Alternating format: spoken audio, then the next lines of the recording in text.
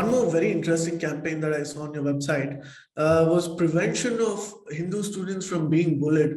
Now, I generally did not have a clue that this would happen in the United States. I was aware about it for the first time when I saw your website. For our audience who are probably not aware about it, can you please tell more about this? Yeah. So the experience of growing up as a Hindu in the United States is very different from when you're kind of just surrounded by Hindus or by Hindu culture.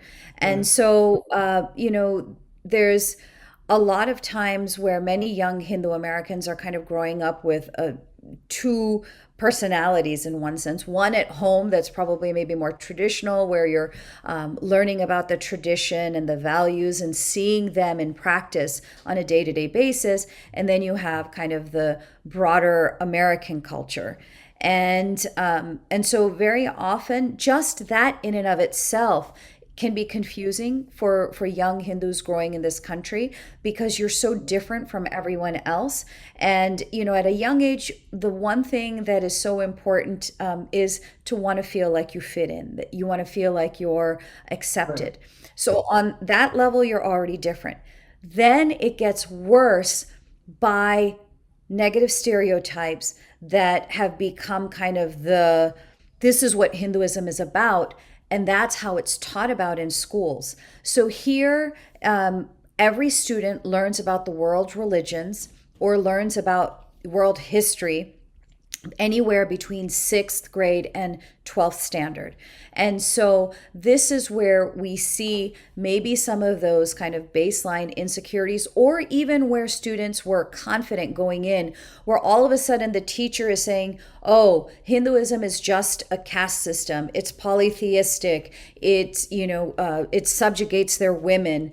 It's lent to poverty in India. And all of a sudden, your teacher is teaching about your tradition, your people, your history in these very negative terms, stereotyped terms that don't comport with how you know the tradition. Or Right. maybe if your parents haven't articulated, say, the philosophy behind certain practices, or you might start viewing whatever you have witnessed on your trips to India through this kind of colonial Right. lens, because that's really what those stereotypes come from.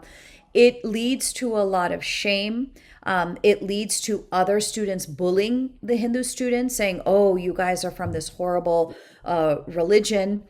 And so it's a real problem. And what our Right. solution has been is empowering teachers with accurate information about Hinduism. So we have a Right. really robust Hinduism 101 program that talks about a variety of different issues in depth, whether it's history, whether it is concepts like karma and moksha and dharma, whether it's festivals or symbols.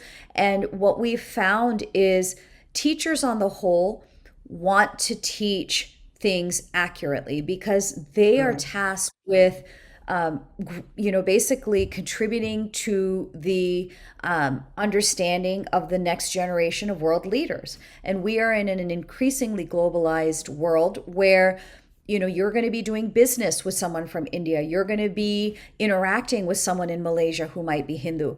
And if you come out ignorant out of our American schools with these stereotypes, you're going to inhibit your ability and your ability to, first of all, just function and prosper in the business or in STEM or whatever else. But Right. you're also going to make America look bad and ignorant. And so teachers on the whole want to get it right. And we've been able to train thousands of teachers to teach about Hinduism more accurately and say, you know what, I'm going to ignore what these textbooks say, and I'm going to go to these materials that are well vetted. We've worked with scholars and been able to put across in very simple terms some of these very complex ideas that come out of the Hindu tradition.